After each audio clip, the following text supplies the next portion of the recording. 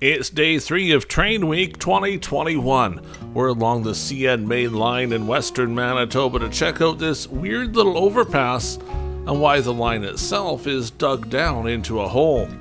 All this week we're showing train episodes, so make sure you subscribe to see them all. When you're traveling along Highway 83 in Manitoba and look to the west, you might just see a weird little bridge that sure looks like it's going right over the railway track. From the highway it looks like it's old and likely closed, but as you'll see today it's very much open and well used. In this part of the world, the CN main line is a single track with passing sidings.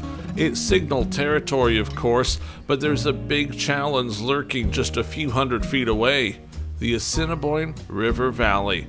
Imagine coming to the edge of the valley and seeing this, and being the guy responsible for figuring out how to get the train to the other side safely. Today we'll see just a bit of how it's done. First though, let's see where that gravel road is going. The Wakpa Tanka Look-Out is a special spot for the Dakota Nation. 1,000 years ago, Aboriginal people used the area as a winter camp. It's a special site meant to honor the spirit of those people. It was when work was being done for a major pipeline to cross the valley that artifacts were found from what used to happen here. Today there's a small interpretive center that tells the story of the people and the pipeline crossing. It also has an amazing view of the valley itself. There's some picnic tables here too, so you can bring a lunch and really spend some time relaxing. It's a quiet spot without a lot of traffic. The road comes from the highway and only goes to this and a small hiking area. In fact, the biggest noise you'll usually hear is a passing train. That CN main line is just a few hundred feet away. As you can imagine, trains go slow on the big hill, so there's usually time from where you hear the engine rumble to get back to watch the unit go under the bridge. If you're into hiking, you'll find the Silver Bend trailhead here too. Minnesota has put up a sign to help you see the route, and there's plenty of parking. It could be a great afternoon hike.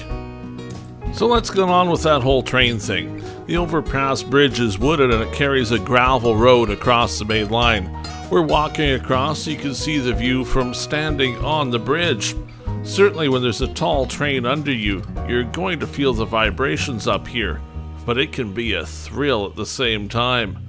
The old telegraph poles are intact with wire in this section of the line. Obviously it isn't being used for anything, as you can see from the missing insulators, but it does give that old-time feel to the scene.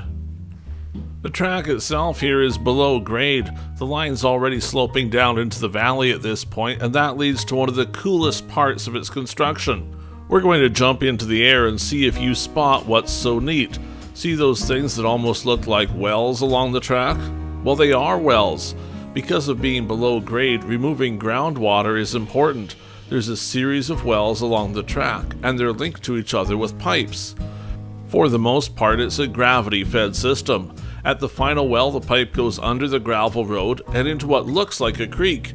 But looks can be deceiving. It doesn't look like it's really a creek at all. It appears to be a ditch that was dug as part of the project. The water runs along it and then disappears down into the valley to eventually make its way into the Assiniboine River as it passes far below. We'll head back over the bridge as we travel west. Shortly after the overpass, the track curves to the north and descends even further down into the valley. Going along the side of the valley keeps the slope down so it's easier to get up the hill and safer to go down it. It's a big valley, and it's a big change from what the line has been going through from Winnipeg until here. Until now, it was fairly flat territory.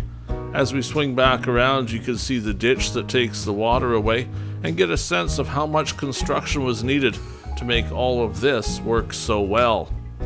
Have you subscribed to Travels with Bill yet? We're smack dab in the middle of Train Week, but when we're not doing Train Week, we visit all sorts of interesting places.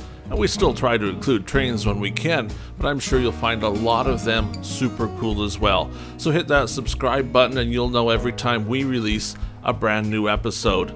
We'll swing to the east here and take a look at the line as it makes its way towards Winnipeg. In the distance, you can see the overpass on Highway 83. I'd love to tell you we're about to see a train, but in a couple hours of waiting, that didn't pan out. So we're pretending to be a train as we head under the bridge, engineer view. Then we'll lift up and see just how flat that land is as we head off to the east. If you're looking to find this spot, head to Minneota, Manitoba, then go just north and follow the signs for the lookout. And I hate to disappoint, so we're going to do the only sensible thing and fake a train. This is the same line, but we're several miles to the east as the line passes over Highway 10. We're watching a CN freight heading toward Winnipeg. It won't be long until it's in Portage-la Prairie and ready to be spotted at one of the best rail fanning spots in this part of Manitoba. But that's a story for another day. For now, we bid you farewell from along the CN main line in western Manitoba. We'll see you again soon.